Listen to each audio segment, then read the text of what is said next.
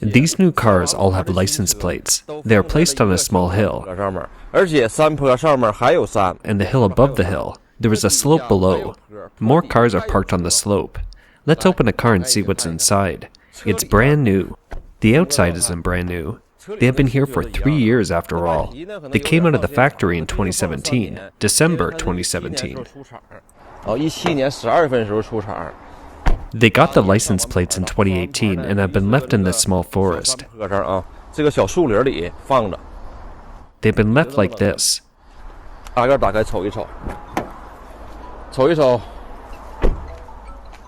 We can open them one by one and see. Take a look at this. Where is it? It says Jiangsu, Nanjing.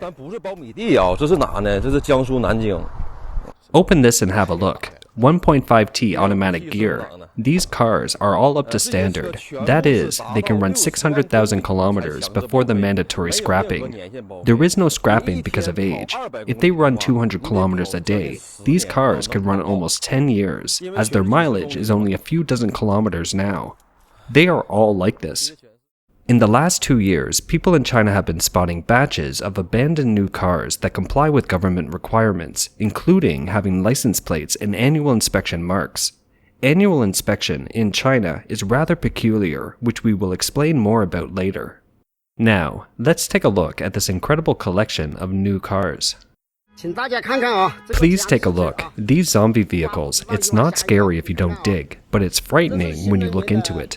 These are all new energy minivans. Everyone take a look. They all have license plates, okay? Here is Changsha County's Xinsha Liaison Line, Lao Dao River Bridge. Everyone take a look. They have plates from Guangdong province. A license plate like this means it's a new energy vehicle. Everyone, take a look at its annual inspection mark. The earliest was 2019. Even 2020 and 2021 are done. Everyone, have a look, okay? This vehicle must have parked here for a few years. Annual auto inspection. It's fishy. I went to see their tires. From the tires, you can tell they are brand new and have virtually no mileage. Tires all look very new.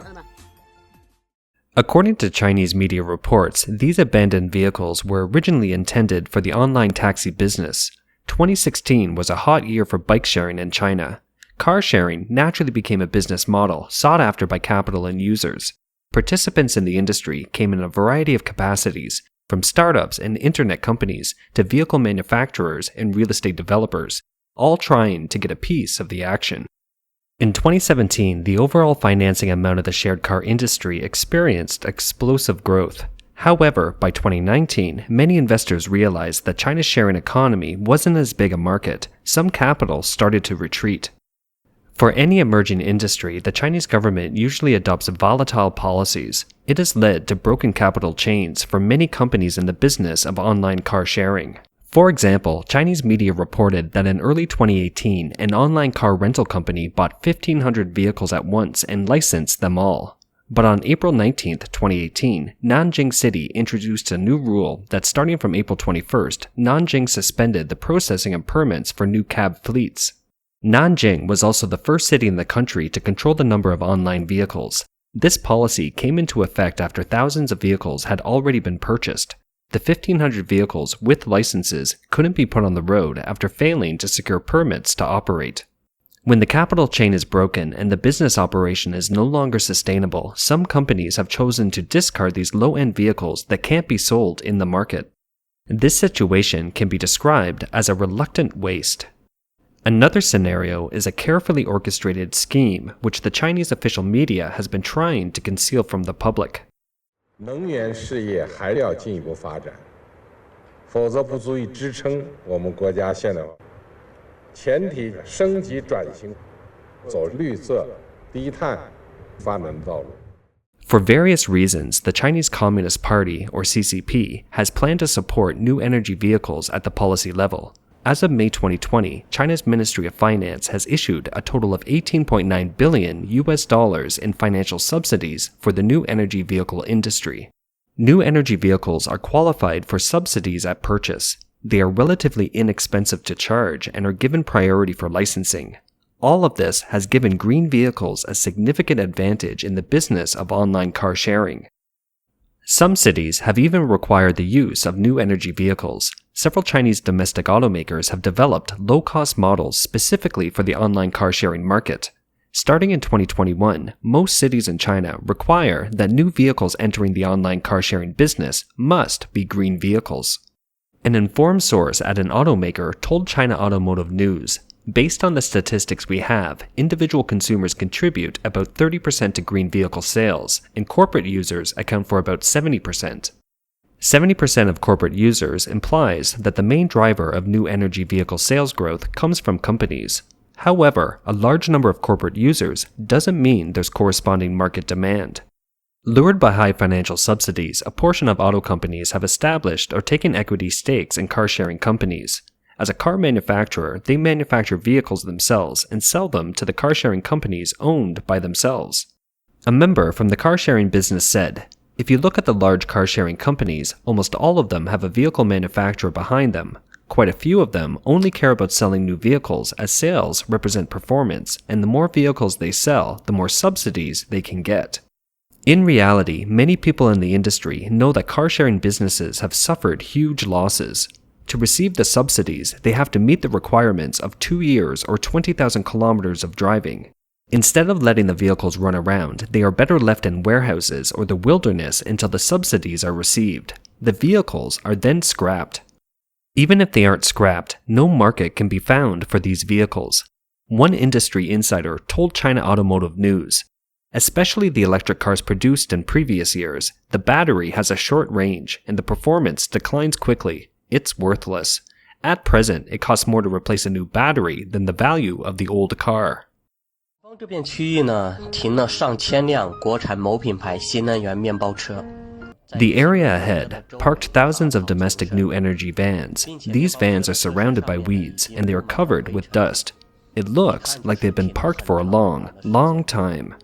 On my left-hand side, there is a big logistics park. Far away, there is a big factory. That factory is Chang'an Automobile. On both sides of the road here, although the Chinese government has imposed various requirements on the cumulative mileage and age of vehicles before receiving subsidies, it's not difficult for Chinese businessmen who are adept at falsifying data to meet the requirements and get the approval of government officials. 厉害，厉害。 Astonishing, astonishing. Scam the government subsidies designated for green vehicles. Got the licenses? To make them qualify for the subsidies, they are parked everywhere. A few months here, a few months there. It's said such practice is rather common. It exists in many places. The government has been advocating the saving of resources, such a huge waste of resources, in a scheme targeting the government funding for environmental protection. I hope that the government will start an investigation in this area.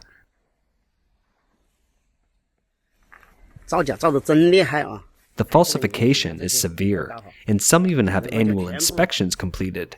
Then they are all park stopped here and there. Many Chinese can't imagine the tactics of scammers. In the case of China's online car-sharing business, informed individuals have revealed how some of these scammers work. First, they put together a down payment, order a batch of vehicles, and license them at a vehicle administration office. Then they contact government officials, present the vehicles in their hands, and apply for permission on the grounds that they are operating an online car-sharing business.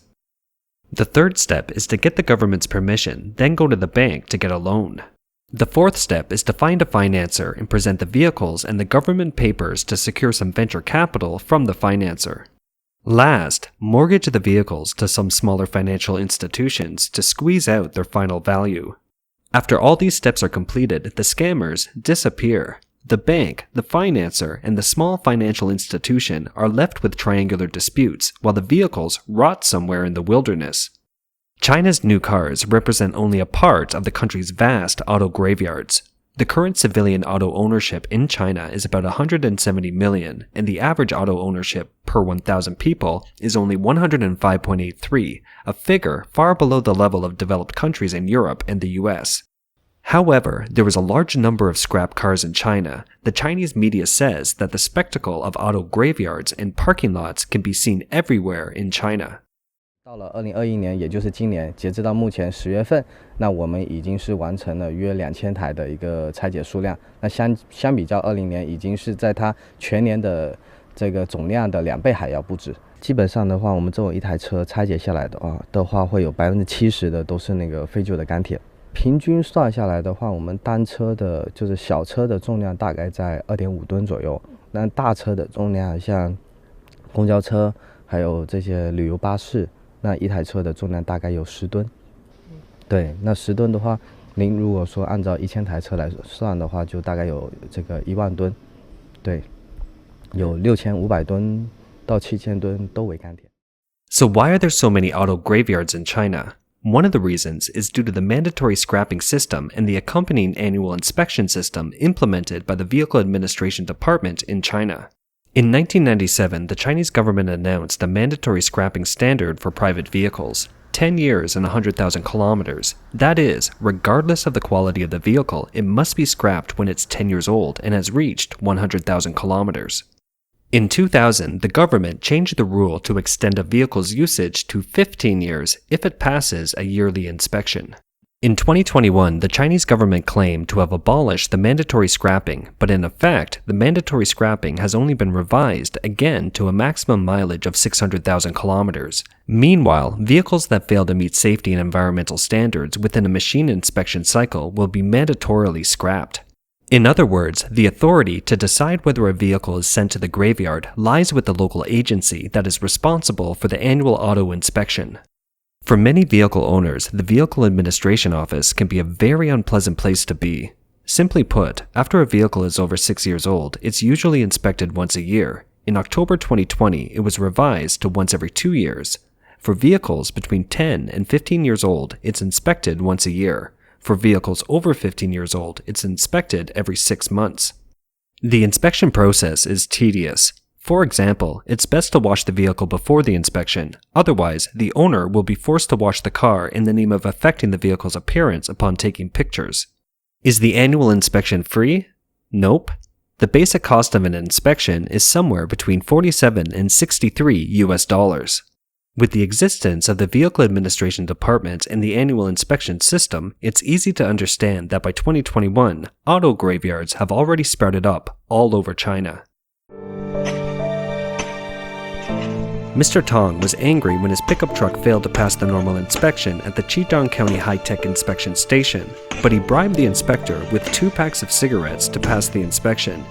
He parked the truck at the inspection station and smashed it in anger.